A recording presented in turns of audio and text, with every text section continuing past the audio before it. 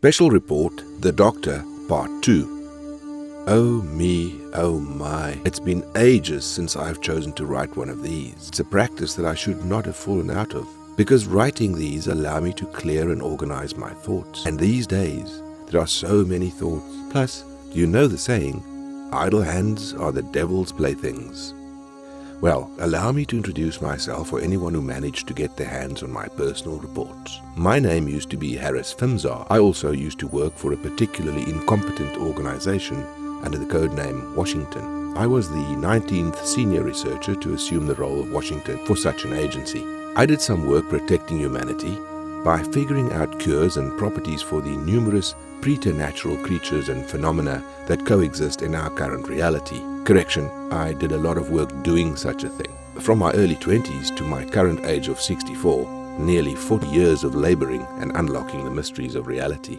Oh my, time does go by so fast when you're having fun. And no doubt about it, it was a challenge that kept me on my toes and made me use much of my vast intelligence to keep up.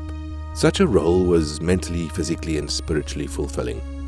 Knowing that you were doing the good work and saving the day for the ordinary idiots that are constantly putting themselves at risk. But like all people, I grew bored of the monotonous responsibilities.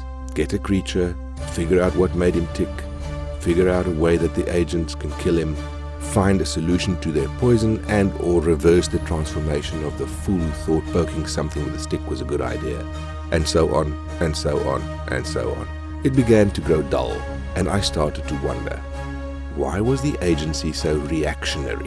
Why was it our agents only show up when things were in the process of happening? Why was there no movement to improve our people? The centuries of things buried in our archive with all the developments and counters and things our researchers were constantly uncovering, things that would boost humanity to the next stage of evolution, we used very little of it. Content to let it rot in the archives. So me and all my brilliance thought, well, if they won't, I will. And so I broke the taboos and started experimenting. And yes, such a genius that I made amazing breakthroughs. But I underestimated how content the agency was to stick to their outdated ways. So I had to leave and burn that bridge with the agency. Regretful, but if I could go back in time knowing what I do now, I probably would still have left. Maybe after raiding the archive a little more secretly, but one doesn't understand freedom until they've had it. The things I've seen, the breakthroughs I've had, this world is so vast and I'm so very tiny. And I was on the way out, not just because of my advanced age. I'm at the point in my life where I'm about to enter the final stage of my life. But the mutations I've initially imparted on myself were done in haste and have further shortened my lifespan. But do not be sad for me. For I have resolved not to go so gently in the night, and not when there are so much more to learn, so much I can do to improve humanity. No, with what I know and what I've learned, death shall not greet me anytime soon after I'm done. Oh, my beloved 42, the secrets that you knew. My dear, you struggled so hard to keep me from learning what you knew, but in the end all things erode, even willpower. In the end though, everything I have done, every person I killed or grave I desecrated, it all begins for this moment. For you see, my lovely 42, the former Agent Carolina, the 13th Carolina, I yearn for what was in your head. You got yourself stupidly killed by a siren head. Even I know living things should stay far away from them, not go after them with a knife. Such a brave and stupid woman who knew so much, and when you died, you were out of my reach. Because agent gravesites are highly secret, senior agents more so, probably to prevent the exact thing I did to you from happening. It wasn't easy setting up all those dominoes so I could get access to someone who would know where the gravesite was. It had to be an agent in charge of cover-ups and disposals, a senior agent that had to be called in for the more high-risk incidents. Again, all those poor people dying so I can get my hands on one stupid little badge. You wouldn't believe how close the agency was to constantly catching this old tired man. The things I had to do, the sadists I had to indulge their base instincts, the fake partnerships and friendships I had to pretend to smile for, when all I wanted to do is strap them to my table and really make them pay for their waste of potential. Because in the end, with what I got from your head, it was all worth it. I bet if you could, you would ask me, my lovely Carolina, why would I need you? Because the reports aren't accurate.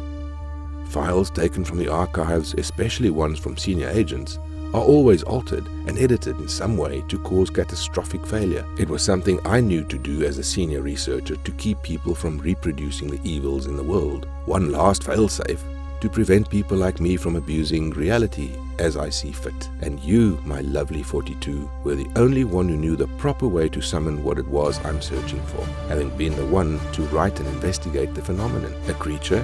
No, a giant that partially manifests in this reality as under concepts of wish and luck, one that can be summoned to do whatever the summoner wants if they're smart. But like all things related to giants, you had your memory wiped of the report after you submitted it. Standard protocol for any senior agent who comes across something as dangerous as that. Right after the report is submitted to the archives, so the knowledge is completely lost. Memories though, memories aren't so easily erased. It is truly to the grace of God the method used wasn't the evil eye. Otherwise my dreams would be put on hold until I figure out who the current holder was and figure out a way to use it on you, my dear. Just a sign that Lady Luck has smiled on me. I got lost in thought. A sign of aging, I'm afraid. After all, I have everything I need, and I should do it before I'm interrupted. There's no need for haste. So how does it go again? Ring once for yourself, bell rings in the distance. Ring twice for your family, bell rings closer. Ring 3 times for your wish, bell rings out of sight. Ring a 4th time for your doom, bell rings behind you. Ring a last time for your salvation, bell rings in front of you. Hello, bell ringer. I've been looking for you. End of special report.